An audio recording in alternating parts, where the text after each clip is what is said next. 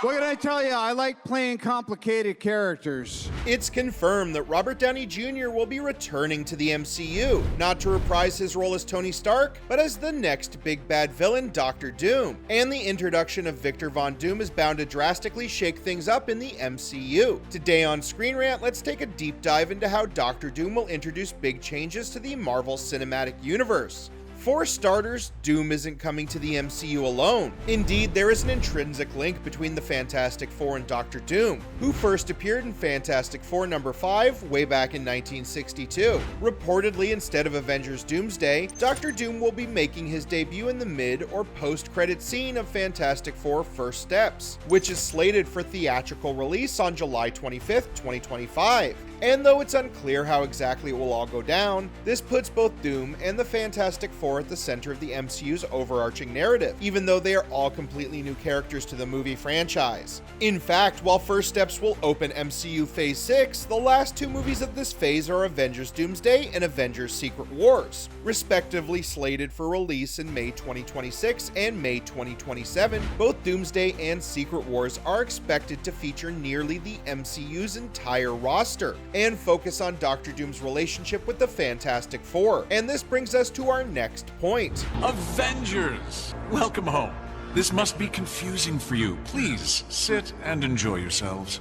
After the near-omnipotent Beyonders orchestrated the death of the multiverse, Doctor Doom throws a wrench into their plan in Secret Wars. In the comics, it's revealed that the Beyonders are using variants of the Molecule Man as ticking time bombs in their grand plan to end all worlds. When Doctor Doom gets wind of this, he teams up with Owen Reese, Earth 616's Molecule Man, to travel across different timelines to kill Owen's variants. Originally, Owen believed that his experiments led him to be enhanced by the Beyonders' limitless powers. However, Secret Wars reveals that he was an experiment created by the Beyonders all along, just like every other Molecule Man variant in existence. After Doctor Doom and Molecule Man succeed in killing these variants, they realize that it's not enough to stop the Beyonders. So Doom uses the Molecule Man's powers to kill the Beyonders instead, turning the omnipotent beings' plans against themselves. While this is not enough to prevent the death of the multiverse, Doom channels the Beyonders' powers through Molecule Man to save what can be salvaged, and this results in the creation of Battleworld,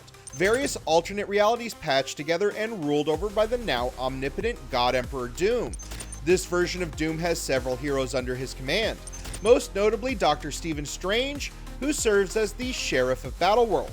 Moreover, across this strange new planet, the will of God Emperor Doom is enforced by the police force known as the Thor Corps, composed of the different variants of the Asgardian God of Thunder, and under Castle Doom, Molecule Man lies waiting in a chamber of light, safe from the prying eyes of Battleworld's twisted former heroes. However, Doom's uncontested reign is disrupted when two teams of strangers arrive in Battleworld, one led by Reed Richards and the other led by the Maker, an evil version of Richards from the Ultimate Universe. We won't spoil the ending of Marvel Comics' Secret Wars here, but the point is that Doom was the only person who outsmarted the Beyonders, and even though he couldn't preserve the original calibration of the multiverse, he also figured out how to save what could be saved, which later paved the way for the creation of the new Marvel multiverse. And this brings us to how Doom will completely change the MCU.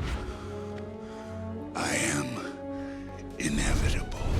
Thanos, Ultron, Kang the Conqueror, Gore the God Butcher, the High Evolutionary, and even the celestial planet Ego had one thing in common. Their actions make them irredeemable big bad villains. But what about Doctor Doom? Although he's traditionally known as a villain, the 21st century saw Doom transition into more of an anti-hero. In fact, after the ending of Secret Wars, Doom realized that being an omnipotent dictator didn't give him the satisfaction that he always expected. So Doom turned his efforts towards heroic pursuits instead, this time without some hidden self-serving agenda other than to become the opposite of a deity. And in his quest to turn over a new leaf, Doom begins by offering his assistance to Tony Stark. In the comics, Doom had always admired and seen much of himself in Iron Man, who welcomes Doom's help against the supernatural threat of Madame Mask. Determined to take a different path, Doom even abdicates the throne of Latveria, which he also transitions into a free state. Following the events of Civil War II, Tony falls into a coma after suffering grave extensive injuries, which eventually charts the course of Doom's newfound heroism. During the infamous Iron Man storyline, Victor Von Doom dons the mantle of Iron Man to keep Stark's legacy alive. In light of Dr. Doom being played by Robert Downey Jr., the definitive live-action version of Tony Stark, it will be interesting to see how the MCU adapts these comic book storylines. However the MCU chooses to flesh out Doom's arc in the movies, it will likely reflect Dr. Doom's 21st century evolution from villain to anti-hero. After all, Victor Von Doom and Tony Stark are two sides of the same egotistic, technocratic coin. And combined with RDJ's acting prowess, the MCU has everything it needs to craft its most complex and unique big bad villain ever in Dr. Doom. They take power from the undeserving.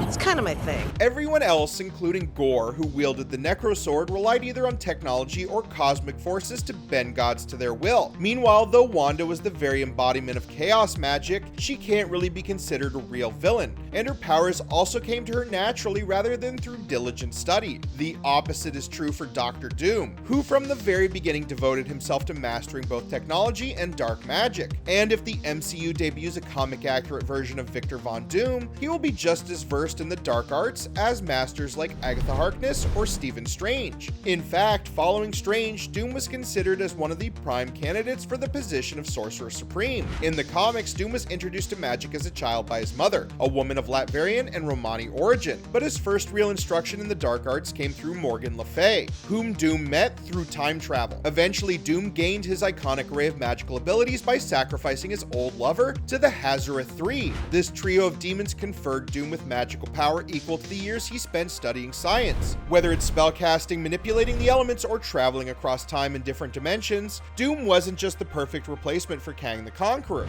You have no idea what I have lost. Kang the Conqueror may be the unrivaled master of time, but even in his limited run in the MCU, it was clear that he would have been a self-correcting problem, just like in the comics. There would always be a version of Kang willing and able to do what the previous most prominent one could not. In contrast, there is only one Victor Von Doom, and at a point wherein the MCU is being consistently criticized for overplaying the multiverse variant card, it's better for the overarching narrative to focus on a singular villain. While Kang the Conqueror is basically a more advanced futuristic version of Dr. Doom, the latter is clearly the more interesting character, and it's not just because Doom has a larger comic book legacy than Kang. Unlike Kang, who's obsessed with keeping everything in order, there's no telling what Doom will do after he debuts in the MCU. In fact, if there's anyone who can find a way to resurrect the Scarlet Witch, and has the gall to actually pull it off, it would be Dr. Doom. There's even a chance that in the MCU, Doom could trigger Secret Wars through some misguided attempt to somehow recreate the Darkhold. Whereas Kang is all-knowing and overpowered to a fault, Doom is still a man yet to realize his true destiny, and his journey is bound to force the MCU to tread new ground. How else do you think Dr. Doom could change the MCU? Thank you for watching Screen Rant, and stay tuned for more Marvel news.